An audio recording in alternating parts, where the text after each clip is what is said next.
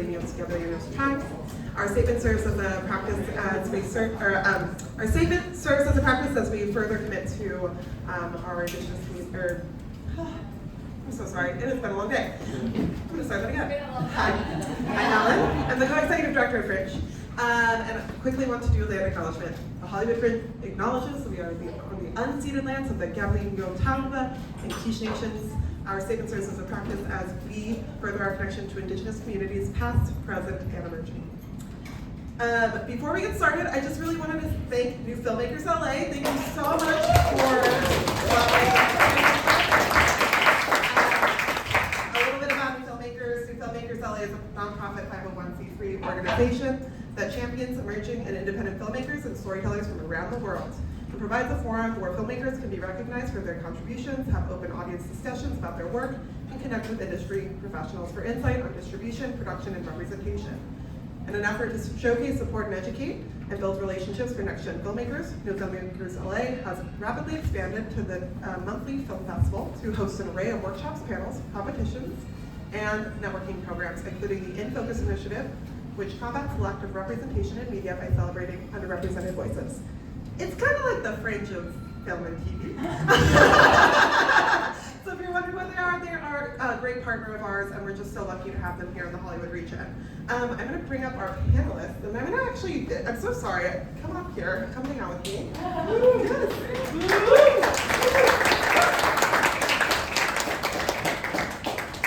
I don't have an introduction for them, but I do have questions for them.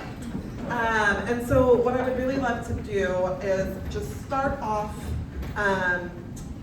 by asking you what your name is, your pronouns, your background and experience in theater, as well as film. And so I'm going to make you go first, Matt. Okay, great. Yeah. There's a microphone Yeah. right there. All right, here we go. I know how to do this. Hi, everyone. Thanks for coming. I thought there would be 3 people here. There's 170. Matt Ferrucci, he, him. I am a Filipino-Italian writer, director, born and raised in San Francisco. I went to USC, graduated from USC. I was a performer for about 15 years. You know, acting in TV and film and locally in theater. I saw a few TV shows. Did a 2-year Meisner program. I was at the Atlantic Theater Company in New York City, Beverly Hills Playhouse. I'm not a Scientologist. And then after that, I started writing and directing. I wrote for a couple of seasons on a sketch show on Comedy Central. I started shooting my own shorts. I've had a lot of films on the festival circuit. I've done the Warner Brothers HBO directing program. Transitioned back in the day, I did the ABC Discover Showcase. I did all of those sort of fellowships. And I think what kind of qualifies me for this, 3 years ago, I adapted a 1-act play by Kate Allen into a short. It's called Anything for You. And it did NewFilmmakers LA, had a big festival run. So I can really talk about how kind of transitioning and taking a play to the festival circuit. So, thanks.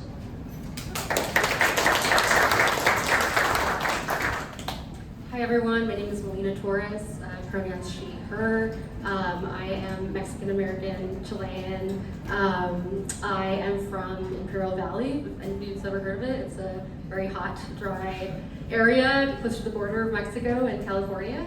I sort of have had an unconventional path with theater. I was not a theater kid. I didn't pursue it or have like as much of a background as you guys, but I sort of fell into it in moving, first of all, moving to New York City, and New York's kind of theater is around you, it's such a part of the DNA of the city, and working in film and television is actually like my entry point.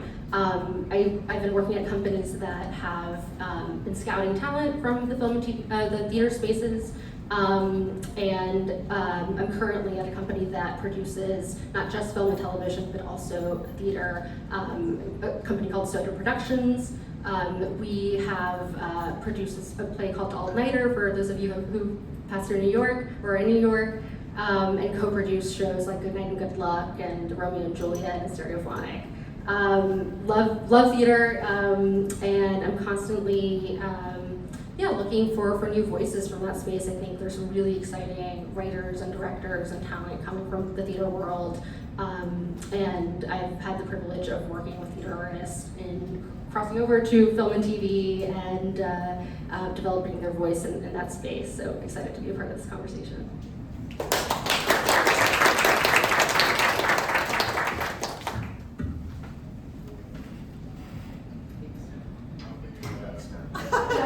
That's a very Fringe problem. Yeah,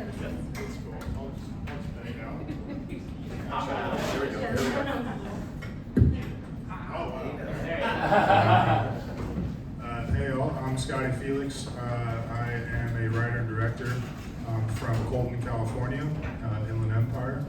Inland Empire. Really? I'm from Hemet. Oh, okay, all right. There we go. Yeah. Reppin'. I went to USC into the theater program there, and shortly after I started directing at an experimental theater company called Sauce and Rec, and had a great time there and discovered that I wanted to be a director. And since then I co-founded a production company called Sunflower Pictures, and we do a lot of commercials, music videos, and also a lot of shorts, as I'm sure we all have. And we're currently in pre-production, development for our first feature film later this year. So things are going good, and I'm excited to be here.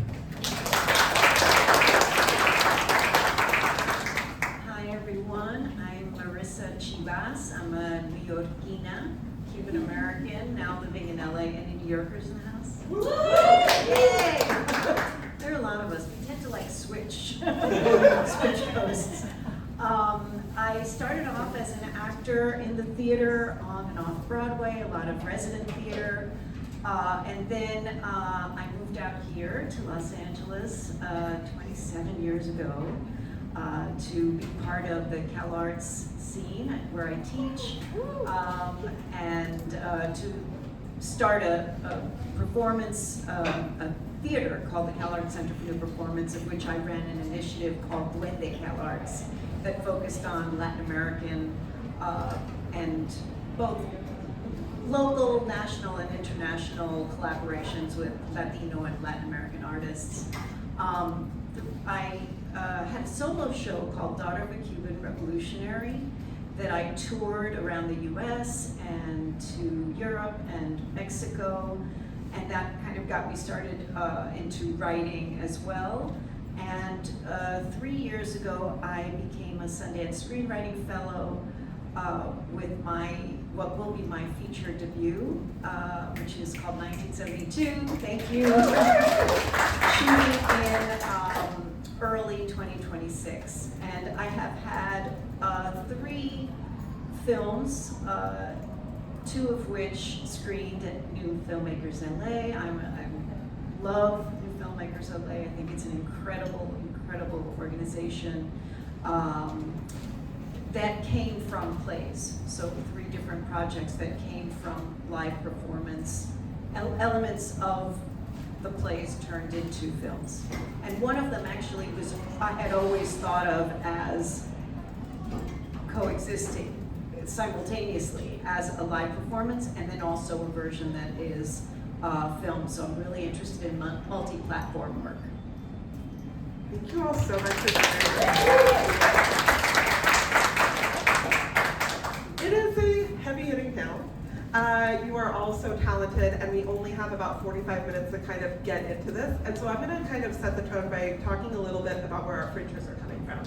So many of them have put up their show this year. Some of them have put up their show previously, and they're kind of been in development and are kind of at that stage of what do I do with it next?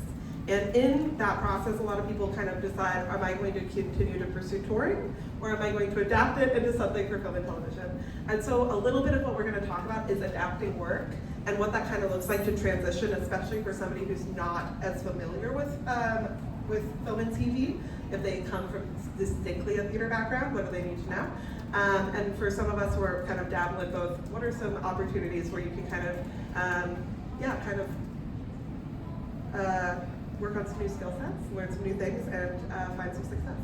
Okay, so my first question is, what creative adjustments do theater writers or directors need to make when making the transition to film and TV? Do you have any advice for fringe or independent theater folks who want to maintain authorship or creative control when transitioning?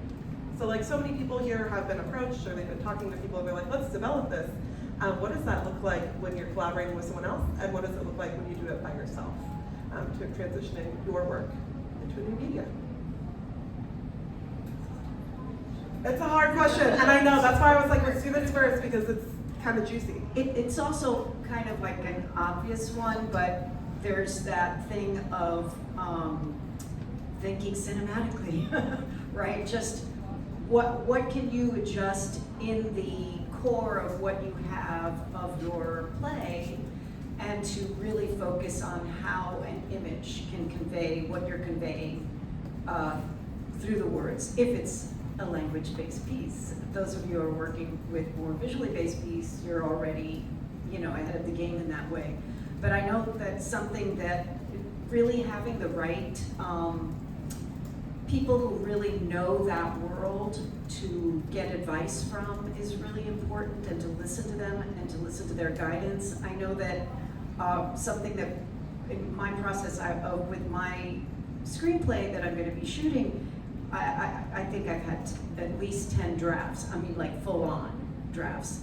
And the really big pivotal one happened last year that made it production ready when I cut 14 pages, but it was actually adding things. And it was because I found a way to just be really concise with the image and letting the image tell a story. So that's something that has helped me to really focus on that. I feel like I'm on a dating show or something.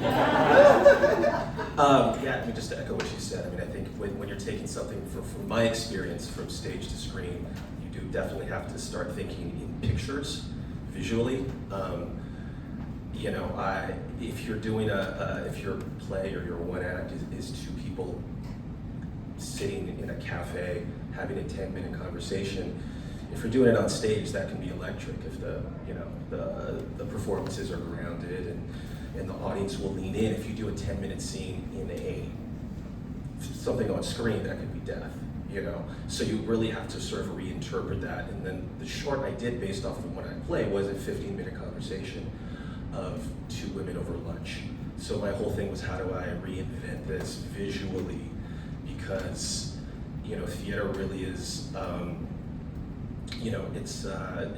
you're telling the story at the audience, whereas on the screen, you're telling the story through a frame. And so it's really this shift. It seems easy, but I just recently had a friend who is a killer in the theater space as a performer, as a writer, and he just directed something for the first time, and he was directing it like a stage play. He was watching he'd say action, and he was watching the performers, and I'm like, why aren't you in front of the monitor? That's where he's like, but I want to see the performance. I'm like, no one's going to watch it like you're watching it. You have to sort of rework your brain just to think visually,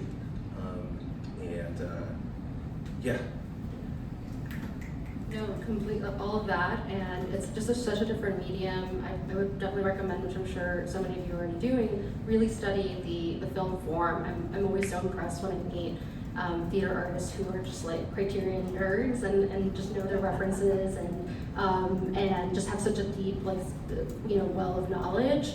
I think it's a different medium that you have to really study the craft and just be really hungry and open and be a student.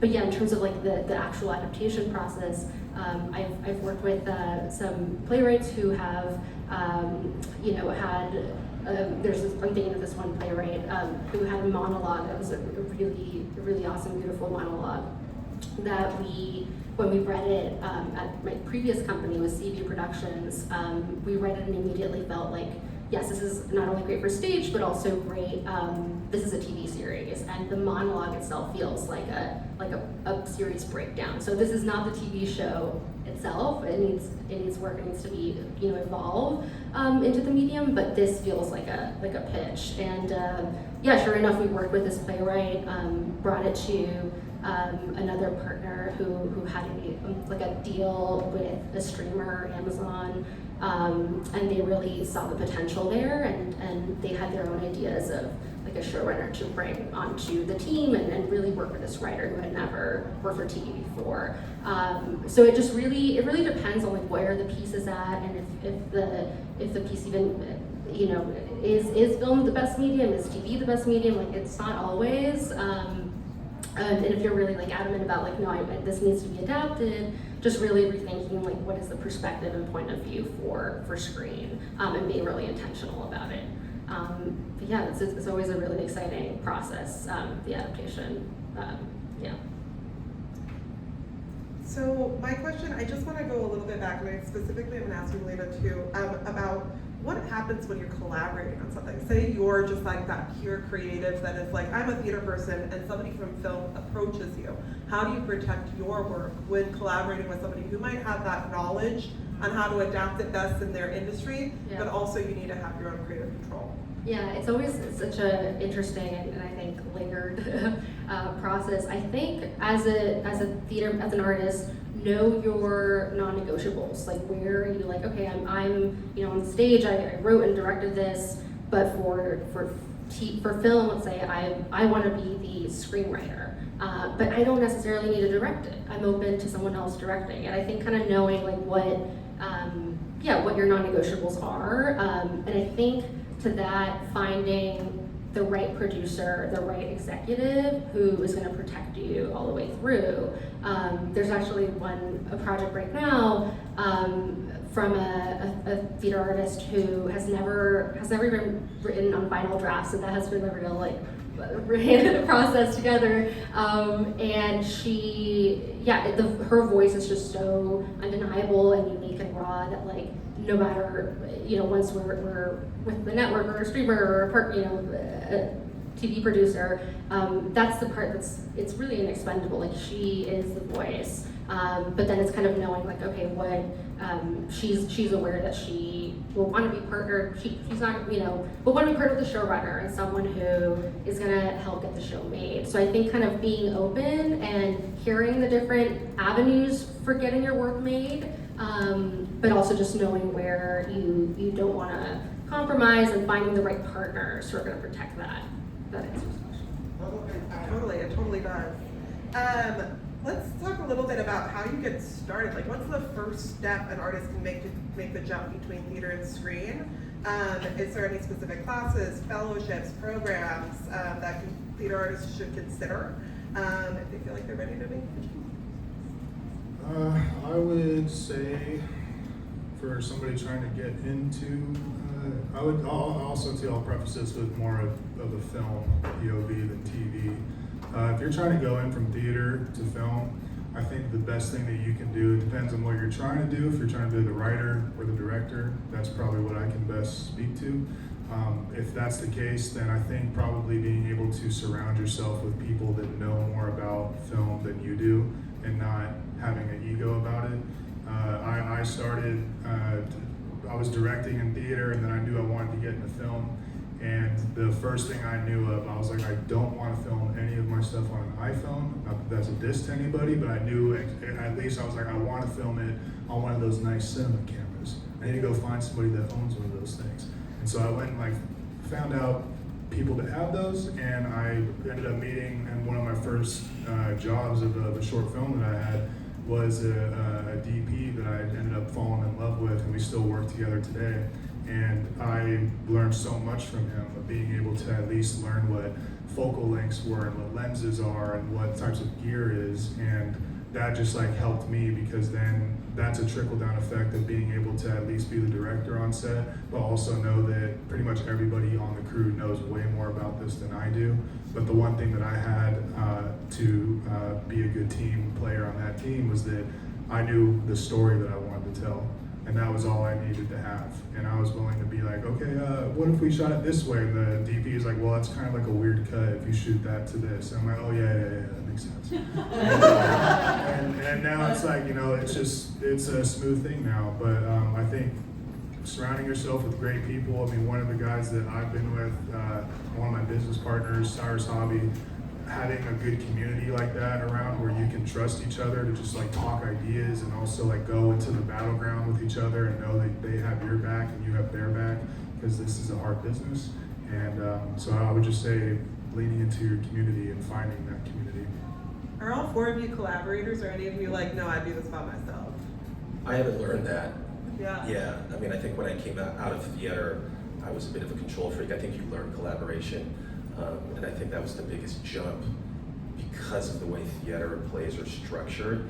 Everything I shot early on was like a director's cut, and because I came from the theater. So, and eventually I kind of learned how to sort of whittle things down and collaborate more. And to your other question really fast, I think as a creative, you're talking about TV and film, I think in authorship, and it's like, what do you have in your control? You know, you have your play, you've done your play, you've written your play, and I think authorship is more than just protecting your script. I think if you are really clear on your idea, if you build that deck, you write that pilot, you do everything you need to do about your project, your play, your show, then it sort of becomes undeniable. So just don't walk into it like, hey, here's my play, it's amazing. Right? Do the deck, do everything you can with that. And as far as like making that jump right now, I think just grab your camera and shoot it. I mean, find an amazing one-act play or a scene, and then shoot it, and then you're in the game. Then you have your calling card, and that's your currency. To do that, the short I did turn into, the play I turned into a short. It was 2 characters, 1 location, and 1 big twist. And I made that feel like a bigger world, and find places that program it, like NewFilmmakers, Series Fest, Slam Dance, HFF Fest, wherever. So. Yeah, to build off of that, along with finding your community, you can take all the classes you want and like learn all the stuff. I think that's great. The more knowledge you have, the better, obviously. But I think that the best teacher is actually going out and doing it and falling on your face a few times. And because that's 99% more than most people are doing anyways. You know, it's like the last thing you want to do is be like writing a script for like 2 years and just leave it in your computer. You want to go out and do this stuff and fall down a few times and learn from it. And the best thing, I think the best teacher, honestly, is the internet. Like we're growing up in a generation where we have access to so much information, and you can watch hours and hours and hours of really talented YouTube people who do essays. I learned so much stuff from that, and I think that I'm like, why do you need to go to film school anymore? Not to shit on you.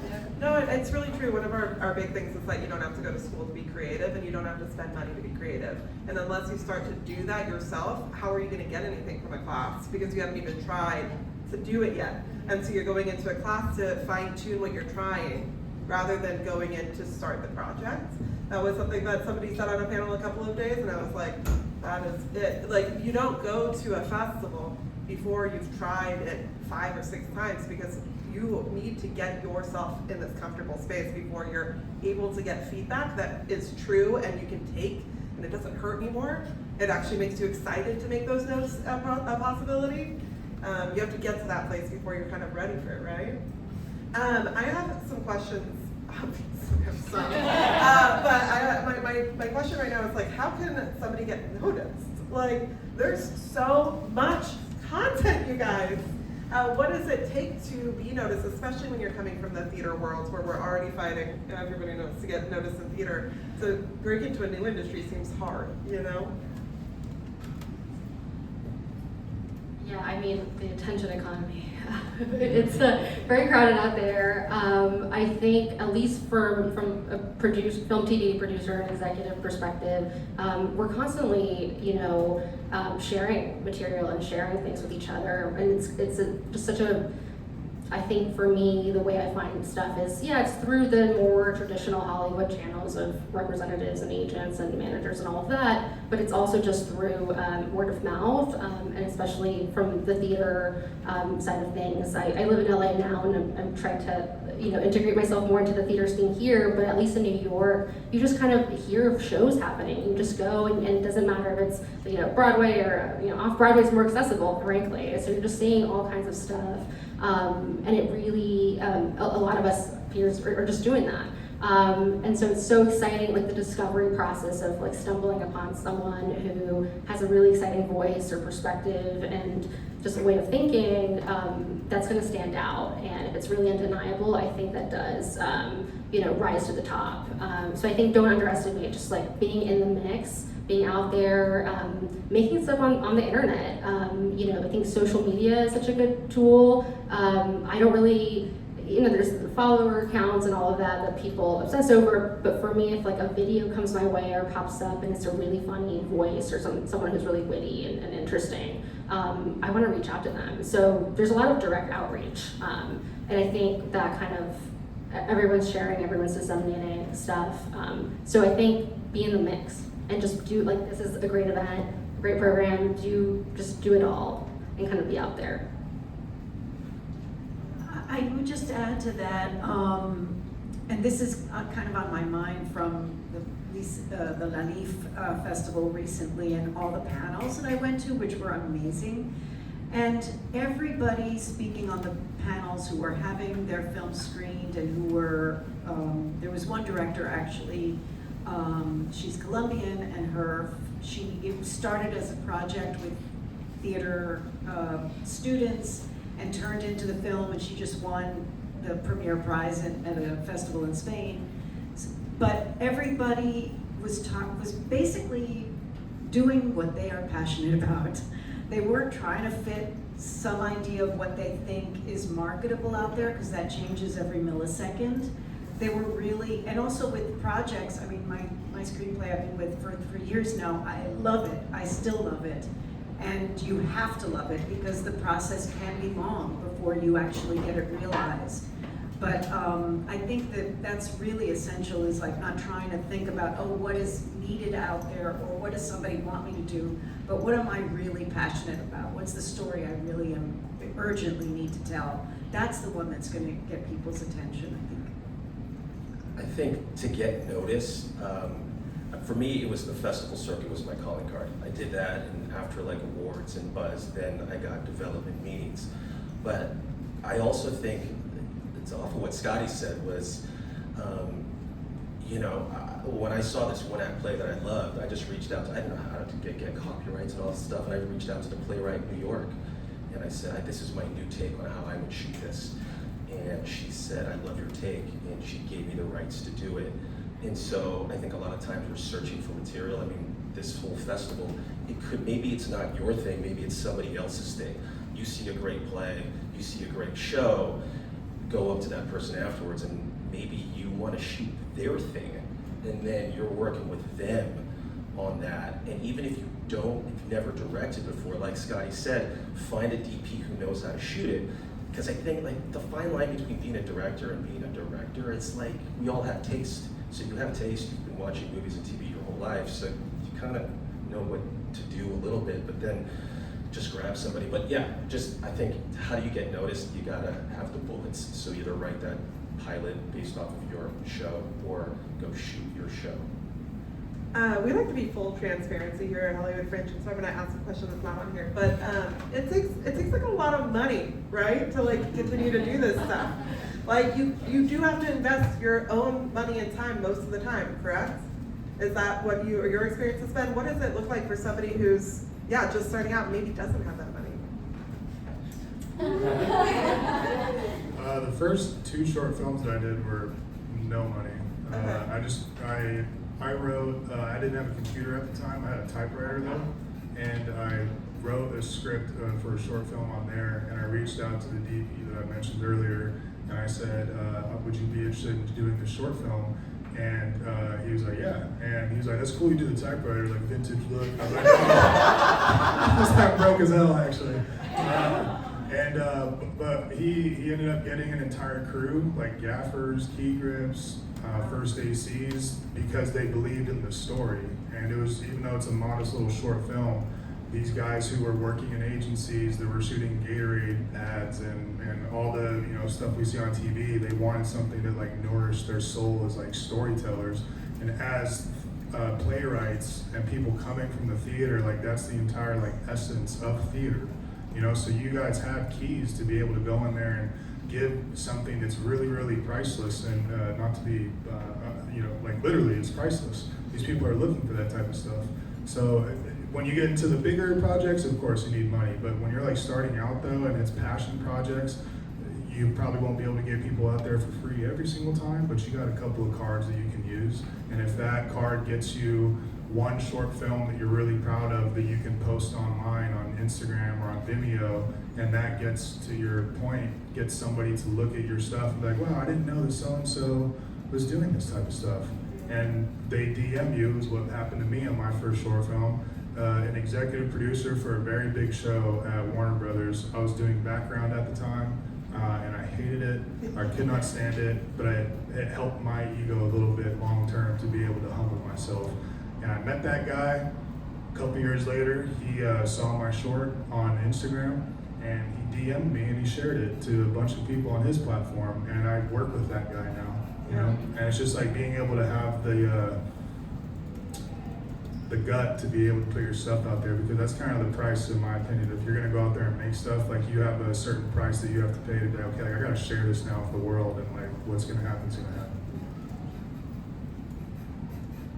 Yeah, money's a thing. But like, use your resources. You know, maybe you can't shoot that scene where everyone's driving all over LA, but your friend owns a bar. So then you're writing something to the resources you have, and then you can use Seed and Spark and all these other things. I saw a short recently in the festival circuit, and I cannot tell you the name of it, but it was a woman in an improv troupe, and she called out for a suggestion, and the person said rape, and she had to answer for her co-owner of her improv troupe about like the allegations, and it was so powerful, and the camera never cut, and it was 15 minutes and nobody moved. So yeah, if you're doing something big money, but also you can do something for little money too. So When you go into the festival circuit, are you usually going with your shows to other places? Are you sending your shows places that you're not attending? Like, what does the festival circuit look like in film?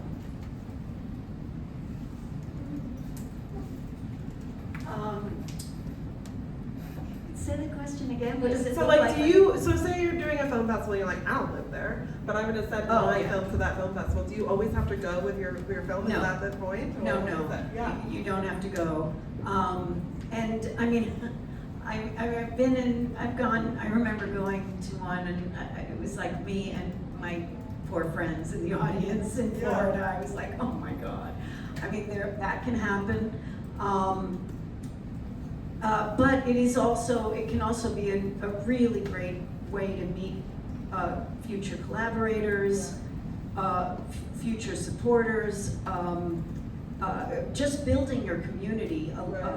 One of the things that I just signed up to Ted Hope's Substack, and he has such great advice, and his thing right now is every filmmaker has to have a Substack. You have to build your audience now. Right, and the idea is that you find your audience, you find the people who are interested in your story by going to these festivals, by having events, by attending those panels, and somebody in the panel is like, I like what you're talking about, let's talk, and then it just builds. And I mean, I think that's one of the most important, especially right now with distribution, so up for grabs, and movie theaters, and people aren't really sure like what's happening in the future with actual movie theaters, and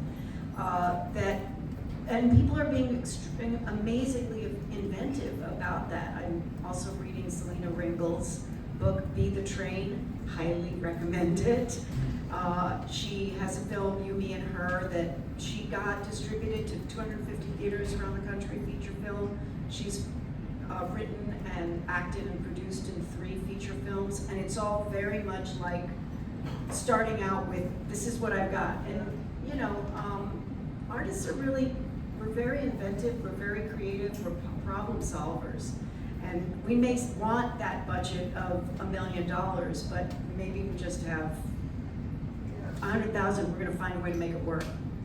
Are there any film festivals you all recommend? Are there any that, other than your filmmakers, of course, monthly film festival? And it's a great network networking opportunity. The way that I actually met Larry was like, I need you to come see some stuff. And I went there and I was like, oh my God, there's Fringers here. And so you'll know people. And it was really, it's a really beautiful festival. But anything else?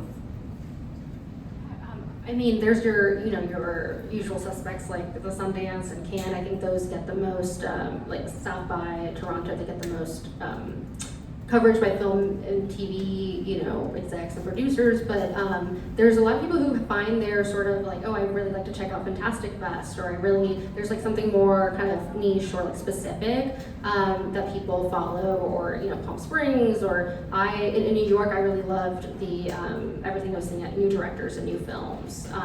So I think there's a lot. Find your festival. There's bound to be someone who's following said festival very closely, and like go for the big ones, but also like do your research as to where your specific film might resonate in terms of a demographic or audience or genre. I love Santa Barbara Film Festival, and one of the things that's really great about them is that you could just go on YouTube and watch these incredible interviews with some of the best directors, actors, anywhere in the world, and they have a big international focus as well. So even if you don't attend the festival itself, taking advantage of what the Santa Barbara Film Festival has to offer is great. CinemaFilm in Chicago is a really great festival. They just became a 501c3, and their festival is up in July, and they have a newsletter, and they also have panels that they make open to the public.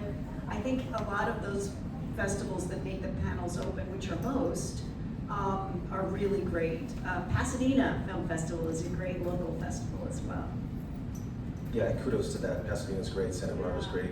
I also think if you shoot for all the big ones, you're gonna get super discouraged really fast. But the mid-tier ones are great. I always kind of say sometimes like film festivals outside of LA are better, because in LA everyone's got something to do and they're busy. Like I've gone to festivals in like Vermont where you can't leave and everybody shows up. So like you're like, I don't want to go to like the New Mexico or like the Reno or the Iowa. There's like some banger festivals in the weirdest places and the whole community shows up. So don't disregard that because it's not a major city. And then you can like win awards in these mid-tier festivals, and then you have a brand and no one knows. No one, they're just like, oh, you won an award. And just Sounds do that. like the Fringe circuit. Yeah, totally. And then you're like, oh, you won 10 awards. They're not gonna, the social media is weird. They just know that you won something. But yeah. Okay, so we've kind of got through the film festival stuff, we've kind of got through some of this. Some of people would love to know, how would you get into the right rooms? What advice would you give to people who want to work with people? How do you get in front of their face outside of the film festival circuit? Is it working in film and TV in like PA jobs and in these kind of like odd jobs until you finally meet the right person? Is it throwing yourself into other things? What was your path, or what are paths you've seen other people take? Yeah, I would say, outside of the festival circuit of it all, I think, PA, I think a little bit of everything. I mean, I've worked at a lot of sort of more kind of startup and unconventional type of film and TV production companies where, one of them was filmmaker led, and he would just meet, people that were working on his crew, and just like, and they had a film and they had a script, and I think it's like a great script can come from anywhere. But I think in terms of like how I've come across, artists and new voices lately, it's been, the reps for sure, but again, social media has been a big part of it, or, film festivals. I'm going to be going also to Edinburgh Fringe, so I'll just be reaching out to the people directly whose work I respond to. And sometimes it's better when you don't have a rep because there's not a gatekeeper. And I think sometimes there's certain artists that if you do have a rep, they're trying to curate your really have a very specific strategy about how they're going to introduce you to the industry, which is great. But it's also awesome when there's someone that you sort of stumbled upon that you can build a relationship with. And I think a lot of producers and executives in film and TV are eager to get working with those people and not have there be so many barriers. I would also say don't underestimate assistants in the film and TV world. Just get to know people out there. They are hungry and they want to be bringing things to their bosses and getting their promotion, getting recognition, and producing stuff on their own. So I think that, yeah, that there's a big window of opportunity there as well.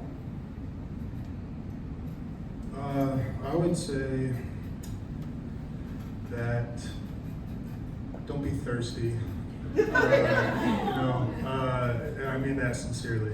But I say that on the back end that all the people that I've met in my career that have actually added great value to my life and my career as an artist are things that have just happened by the way of the universe, in my opinion. I'm blessed to have great representation, but I have not really had any substantial relationships built by those suit meetings. It's one after the other, and it's like maybe down the line it's awesome to be able to have that connection 5 years from now, and that's incredible, and you should represent yourself sincerely with grace and show how powerful you are as a creative. But I think that those chance encounters that you have with the universe, you can't really guess or plan those, but what you can do and what I try to do is to be prepared for when that moment met me and I was able to present myself as somebody who was training, so to say, with my writing, my directing. When that chance did come, like my preparation met that opportunity so that I could show up confidently and be like, yeah, actually, da da da da da. And then that leads to this. And it's like, okay, this is like what it is, because in my experience, I've been able to go to a lot of festivals, thankfully, and we should all submit to those. You should shoot for the high ones, you should shoot for the mid ones, whatever they are.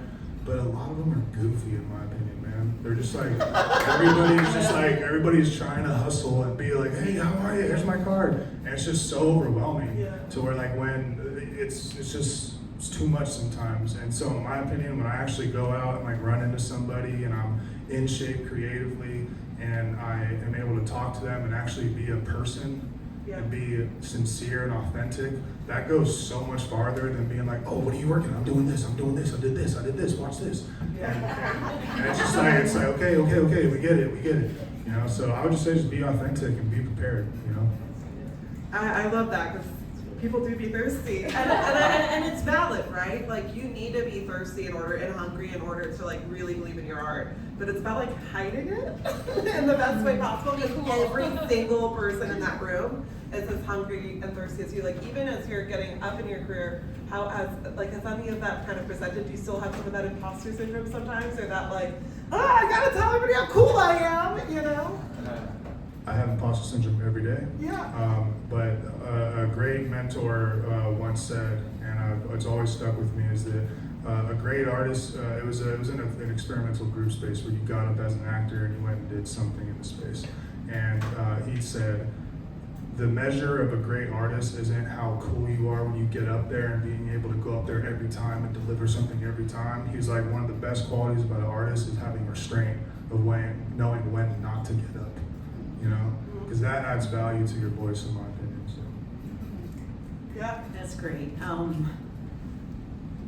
was just, it made me think about how important it is to know what your well is. What's your source? Where do you need to go to get what you need to stay grounded and to stay inspired? And my film was supposed to be shooting right now, and it got postponed, and it was huge. It was devastating, and everything happens for a reason, and the time is. It's great that I have more time now and all of that stuff. And one of the things that's happened is I've been going to American Cinematheque a lot. Yeah. And I got to hear Gus Van Sant talk after Last Days was screened. And I saw Tree of Life at the Egyptian. And then I got the screenplay and I'm reading the screenplay and it's blowing my mind because it breaks all the rules. And so I'm going to the well. Yeah. And I'm like, oh, this is what's important. Not all that stuff about see me do this, see me do that. That's not who we really are as artists, and that's not what's calling us. What's calling us is the depth of those stories that really, really are dying to be told, and that need to be fueled by those things that are very particular for each of us, that inspire us. I have one more question before we go to our audience, but what have you learned about producing, writing, directing in film and TV that you wish you knew during your theater days? Or that you've brought back into the room? For-profit is different than not-for-profit. Yeah. Like, I just can't tell you how many times I'd be in conversations using language that I would use for a granting organization and just seeing like, Yeah. no interest. And like going, oh, I gotta find a way to talk about this, because of course it does have value in the ways that for-profit would consider it valuable, but that was a big one for me. I've had to learn that. I'm still learning it. Yeah. What's the question? What's one thing you wish you knew in your theater days that you've learned from your film and TV days? Oh, that's a good question. Or something that you've kind of adapted and brought to the theater rooms? I think I wish back in the day I worked on my logistics a little more in transferring from stage to screen and finding the creativity in the logistics. I mean, production and shooting for screen. Not that doing a show isn't hard, but you know, TV and film, it's like half of it's creativity and half of it is like creative, like calendar math. Spreadsheets. Yeah. Yeah. And so, sort of leaning into that. I wish I took more risks too. But that's a therapy session for later. I would say nothing. I'm glad I didn't know shit in theater about cinema. I think that we have, for people that don't go to film school and you're rooted in theater, I think that we have not to be corny, but you have a superpower of storytelling that other people don't have, because in my experience, a lot of people they have benefits when they go to film school. They get to learn all the technical stuff, they get to learn how to make a budget and all that, and there's great benefit to that. But at the same time though, there's also great benefit to not going through that machine and being told how to do a shot list and being told how to write a scene and being told how to do this. So you get to go and like not have this boxed mindset of what it is. So like, in my opinion, I'm glad I didn't know anything about movie making when I was in theater, because I have this vast landscape of ideas that are probably not possible, but if maybe 10% of them are, it's gonna be a lot different than what all those other people are doing. And that's what makes you unique. Yeah, I think what Scotty said, like your instinct, I feel like I lose my instinct sometimes as a director. Like the further up I get, I'm starting to do the formula, especially in television. It's just like this paint by numbers thing. But to your point too, it's like when I was at USC, I didn't go to film school. And then when I got out, after my acting career went sideways, I tell everyone I went to YouTube University. Like all the tools are out there. Like I taught myself lenses, sound design, editing, and it's all there for you to do. So. Do we have any questions in the audience? I'm going to hand you the mic.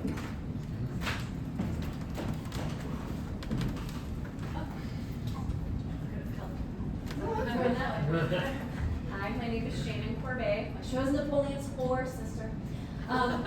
Could you talk a little more, circling back to funding? You know, there's the self-funded, and then you start crowdfunding. The next level, starting to approach investors, starting to look at grants. Can you talk a little bit, do you have advice for language or for approach, or just for kind of confidence of approaching people, not just asking for money, but for how to offer them a collaboration that they would be interested in investing in?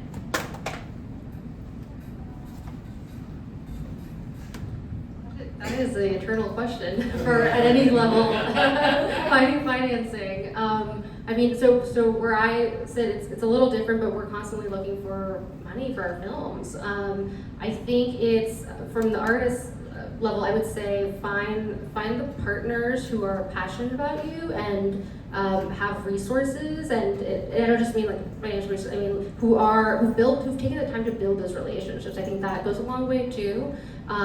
Or if I were an indie producer, I would try to find like a production company, like who can I partner with, who has a track record of getting things made, who has those relationships with distributors. I would kind of, you don't have to take it all on your own or shoulder everything, the weight of it. I think find your collaborators and partners who can like help you get that money and help you, access that. I think all those like programs that are out there, like Sundance Labs, and obviously that's one that comes to mind right now. But there's so many others that can sort of provide that mentorship process of like putting you in front of the right people and financiers and all of that.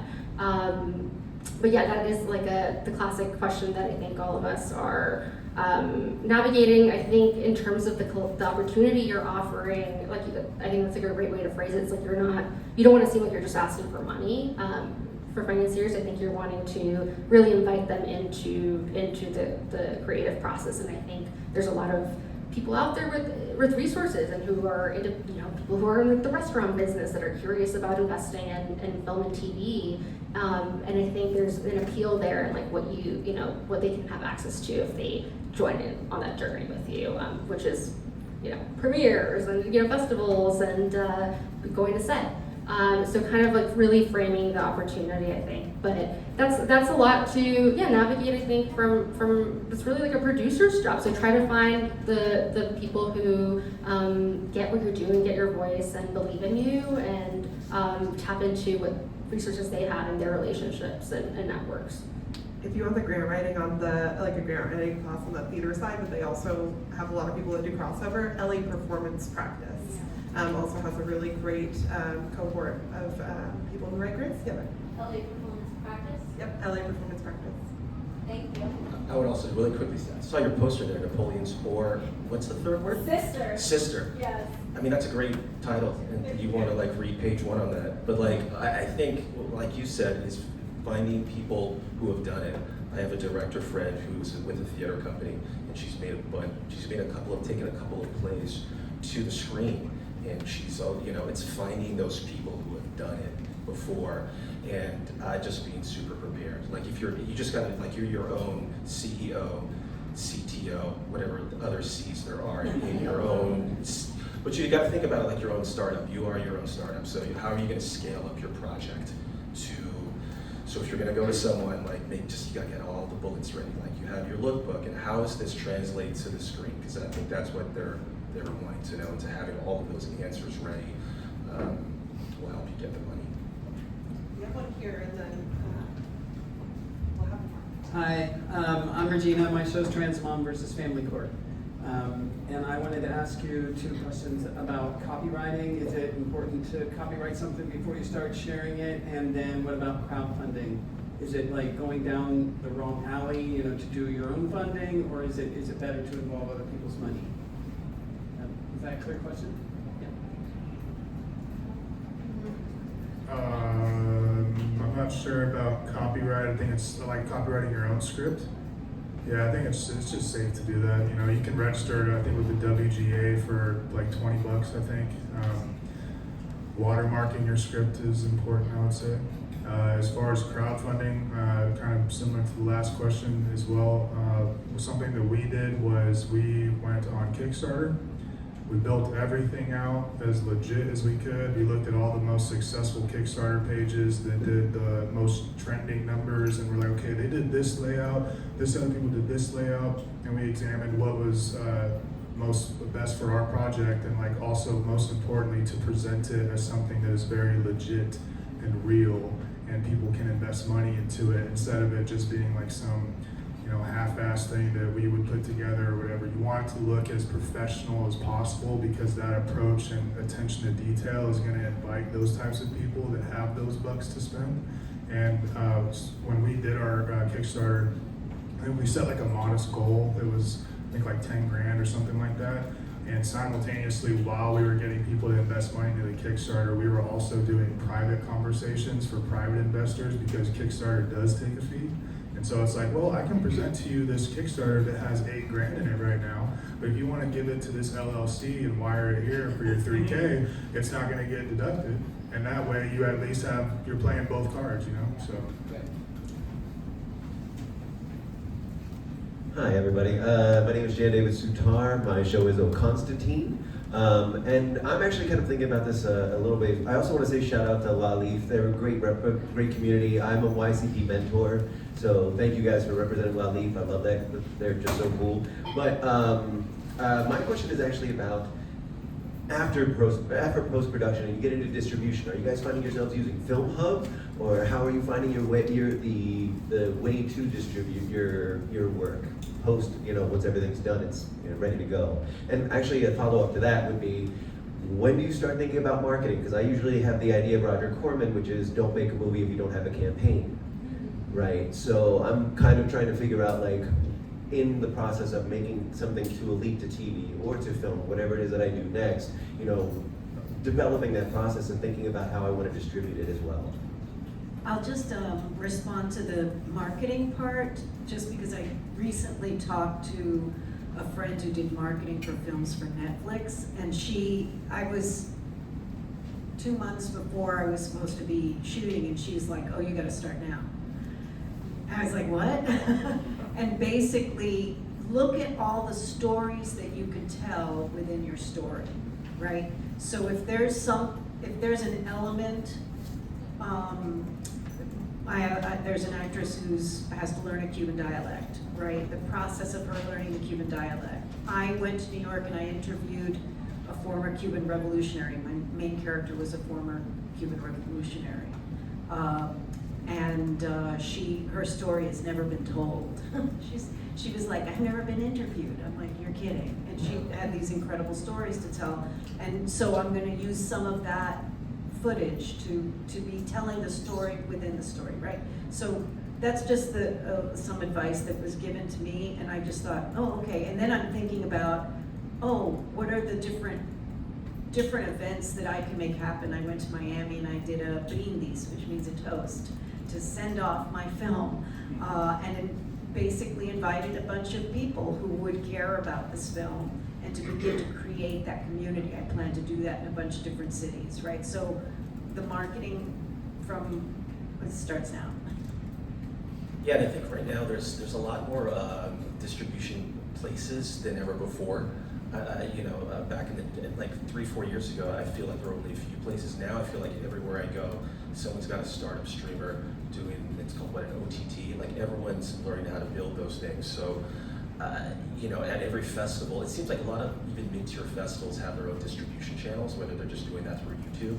But like there's Indavo and Aperture and Kinema, and there's all these avenues, and I feel like a lot of places now aren't doing exclusives anymore because they know there's so many places that you could put it. So it can live anywhere, whether it just lives on Vimeo or YouTube and gets a bunch of hits, or it's on an airplane on Delta, or HBO Shorts or whatever. I think marketing-wise, it's different with every project. If you have a huge hook, then you can start thinking about how am I going to do like some Instagram reels, or how am I going to do sort of that marketing push. But I think a lot of times marketing and editing will reveal itself once you get there.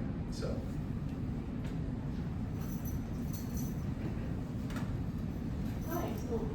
Hi, my name is Skylar. I'm currently doing a one-woman show called Thin Blood Memorabilia.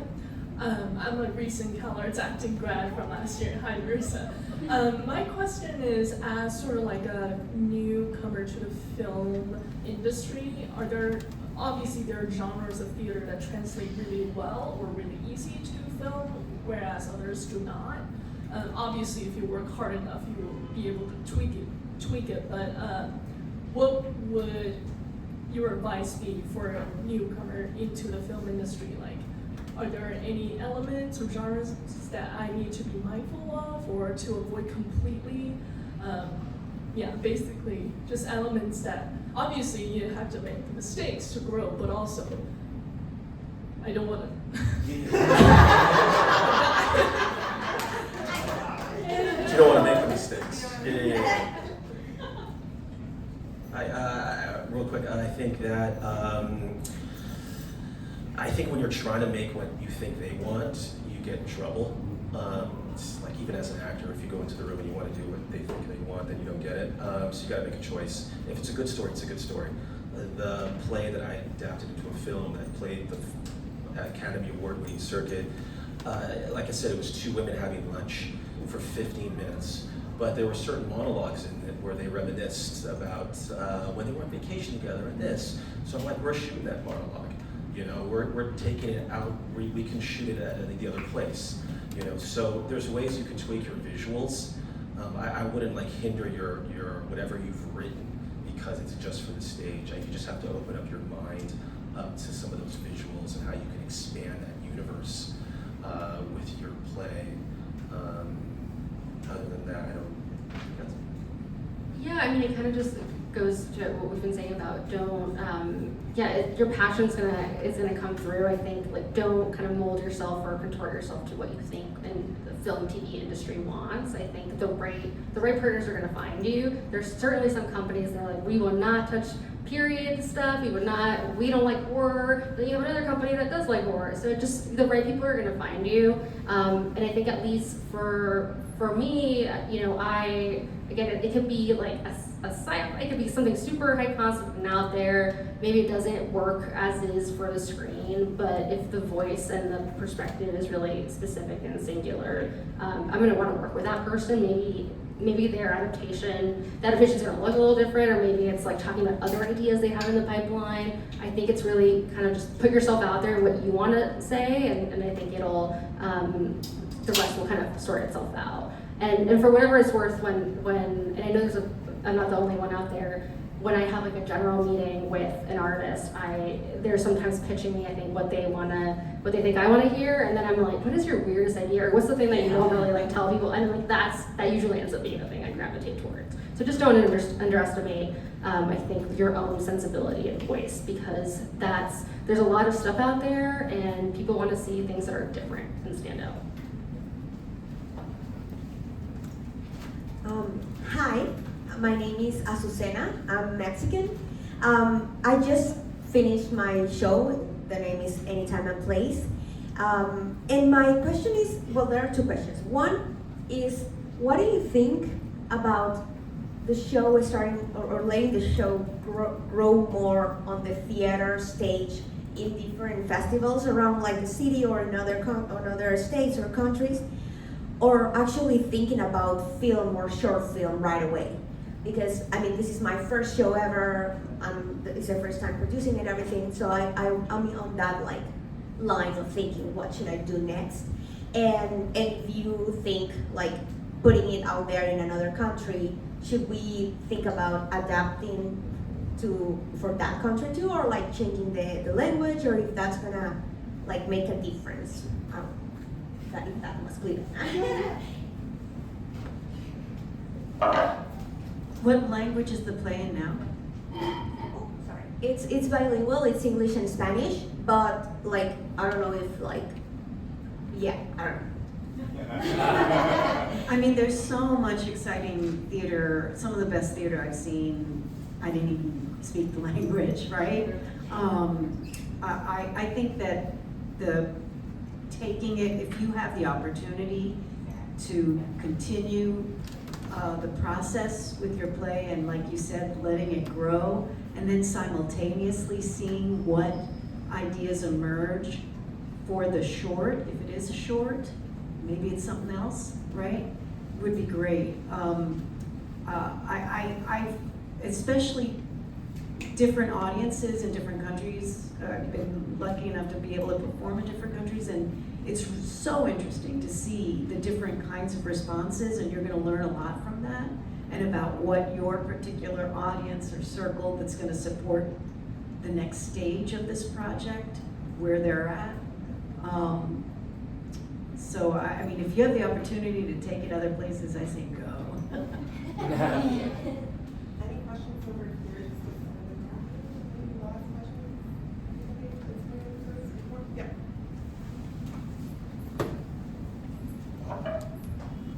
Thank you.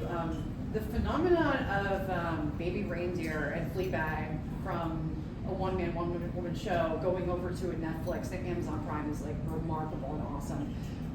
What are your thoughts on that? Any tips if that's your long-term end goal? It just sounds it's so profound to move something from 1 hour to, you know, film and streaming in like a season or whatever. Thank you. I mean, yeah, if you're doing that, that's awesome. I think that's very much what people are looking for on the streamer front, or H24, all these places. And the one show that I was referencing earlier, it was a one-person show, one-woman show that very much lent itself to, in the story itself was very like thriller-like, and I think executives really responded to that. It really organically felt like it could be a TV series, but we're constantly talking about it. I mean, when I'm coming here, going to Edinburgh, like I'm really looking for, like everyone's looking for their Fleabag, frankly. So I think there's a lot of opportunity there in those one-person shows. And at my company, for instance, we actually have a series we have been developing that's about a stand-up comedian, and we've actually talked about, hey, how can we actually develop this for the stage as a one-woman show, and kind of use that as marketing and get it, off Broadway, get people like kind of like the Jackie Novak show as a template too, the Kate Berlant, so many. Invite all the tastemakers to that and get a lot of buzz and generate buzz from that, and then build that person, because she's a new writer who isn't represented actually. Generate buzz, have people come to you. Yeah, don't be like thirsty. Kind of going back to that. Reps are gonna be scouting all of this, and execs and all the folks. So we're sort of kind of working backwards. We're like, let's use the stage as sort of an opportunity to be really intentional, give that show a life, but also it will help go hand in hand with the TV show that we're trying to make. I also want to mention that was not Phoebe Waller-Bridge's first Fringe show, and it wasn't her first Edinburgh Fringe, I think that she said she did Edinburgh Fringe specifically like 4 or 5 times before finding any sort of community or success. Same with Baby Reindeer. Yeah, and so I think too, sometimes, Hollywood Fringe is a little different. We're 15 years old. It's like a little bit more community-based. There's 400 shows versus 4,000 shows. But even here, it's a lot of people will talk about, oh, I need to get an industry person to my show. Well, you need to know what industry person you're targeting first. It can't just be somebody off of a list at a festival. It really is going to be about you kind of finding the people that you want to meet in general. And I just want to always say that because we've been talking about that a lot this week, that it's sometimes that industry is in the same room as you. Especially at Hollywood Fringe, where a lot of our people are in film and TV. And so talk to your people here at Hollywood Fringe who do have jobs in film and TV, connect with them, ask them questions about their jobs, because a lot of them, you might be sitting here next year, 2 years, 5 years from now. It's crazy how fast things move. I just want to add one quick thing to that, is that, yeah, when you're, trying to meet people at your shows, it shouldn't just be those people in film and TV, execs, producers, reps.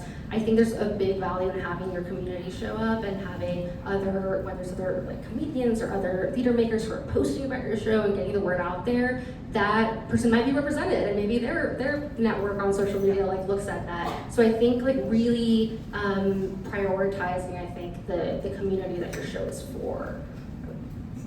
My last question for this lovely panel is there one piece of advice that you wish that you had been able to say on this panel, or one thing that you want to leave everybody with?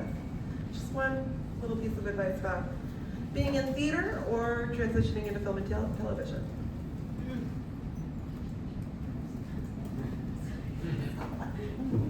Scotty. Zen master. Don't wait for permission. I know that's like a fortune cookie that everyone says, but don't wait for permission to do it. You're here, you're doing shows because you didn't wait for permission on stage, so don't wait for permission to do it. If you want to transition to TV and screen, fall on your face, but when you make mistakes, you learn and you get better. Everything you're looking for is on the other side of fear. So if something scares me, or I get I always try as an artist, I'm like, okay, am I resistant to this because of logistics is one thing, or that person's an asshole is one thing, but if I have fear about something because I have doubt, then I should probably do it. Yes. Yeah.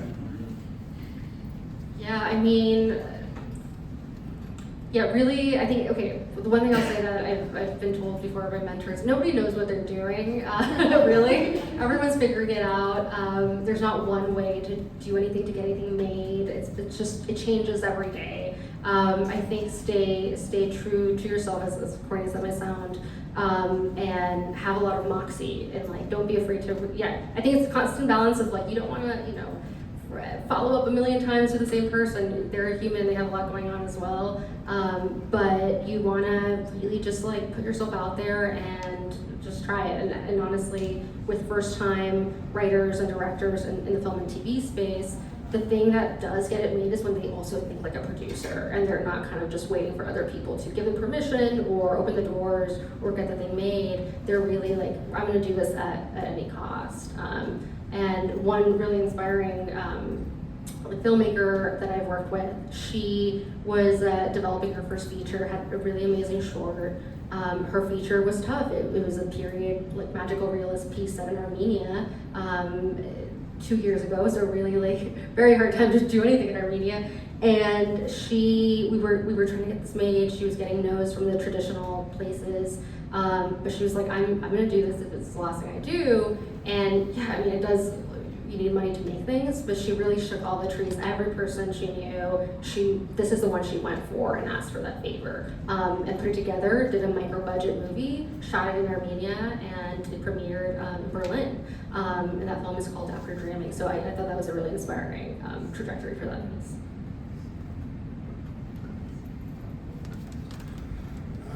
I would probably say that everyone's timeline is different. Don't compare yourself to other people. I think that with that, when it comes to your timeline being different, I think that all you can control is how you show up as an artist every day. I think that a lot of people like to say they're an artist, and there's the actual facts of the matter is like, okay, if you say you're this, how often are you actually going into that gym and training yourself like a professional artist? And granted, we have jobs and things that we have to do. If you're working a side hustle, you have to factor that in with that schedule, obviously. But I think that showing up as a real artist every day and taking yourself seriously the way that you want others to take you seriously is going to propel you to that. And I think that simultaneously, while you're in the gym, so to say, as you're waiting for that moment to come to you, I think that when it comes to being on social media or seeing other people get their blessing before you, I would say try your best to not feel some type of way about them, because like I said, their timing is different. And so with that, I would say that as artists, I feel like personally you have to kind of have the skin of a rhinoceros and the inside is soft as jelly, or jello, I should say. And yeah, I think just trusting your process and trusting that your time will come, as long as you're putting that work in every day as you can to be prepared for when that opportunity comes to you. So great. I can only add, you know more than you realize. And you know that crazy idea you've got, like really trust it. Trust even the craziest part of it, just trust where your imagination, where your passion wants to take you, because that's where your gold is. Yeah, go. I would also say, find a community, man. Find a community. Like just how you have here, find people that are like-minded like you, that you can call up on a random day and you know that they'll answer your phone call and that you'll be able to talk to them about whatever it is, and specifically creative. You know, I'm extremely blessed and would not be able to get anywhere on my journey without the people that are close to me. I have a close friend here that is also a business partner, and I bug that man on a daily basis, you know. And without people like that in my life, I would not be able to do this type of thing. So I think just finding a community that you can genuinely connect with and ride with, because it's a hard business and it's long, and it's a marathon. But if you can find those people to give you that encouragement and hold you accountable on those days that you need it, and vice versa, you'll get there. You must have read my mind, because I was going to close this out by saying we are each other's community, and Fringe doesn't end on the 29th. And especially here in Hollywood, if you are local, we have monthly networking events throughout the year. If you're not local, we're often at other festivals. We are very supportive of artists that have come through us, and even if it's just me and Lois, there's just two of us full-time year-round, we will try and support your show as much as possible, but also your venues will. And also your audiences will, and you've really built that up here. And so make sure that you rely on each other throughout these processes, meet your future collaborators in these rooms, and keep having fun. Congratulations, everybody in the show.